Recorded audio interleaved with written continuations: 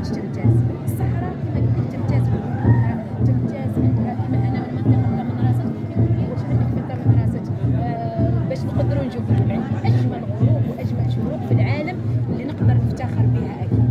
نقول لك مقابل انت وين نحطوك وين نروحوا نلقاوك. الله يسلمك. هوايات الغناء احكي لي كيفاش تلتقي بك.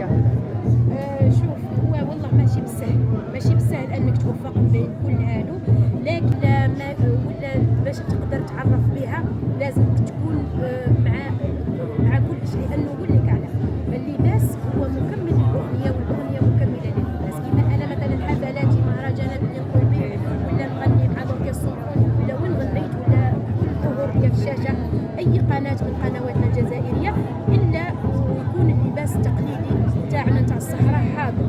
لذلك قلت لك اللبسه مكمله للغناء والغناء مكمل لللباس. لذلك قررت هنايا ندير ماركه فيه وسائل اللي نقدر نعرف بها بزاف بهذا اللباس، ونعرف الشعب الجزائري داخل الوطن وخارج الوطن بهذا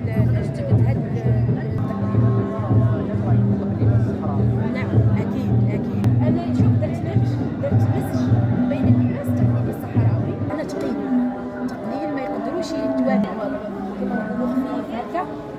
الألبسة التقليدية الجزائرية هو عنده الطبع نتاعو سهل باش تلبس، لكن الكرياسيون تاعي انا اللي ندير درت بها كيفي وانا نقدر ندير فيه اتصال كيما راني لابسه انا، وندير انا واش هو اللي اعمال اللي رايحه ان شاء الله عن قريب اللي نحييه بالكشرف على الالبوم تاعي خالتي. انا اللي رايحه ندير الكبار كيما عندنا بالي شريش مقطع.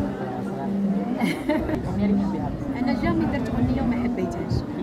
درها أكالين درها هني.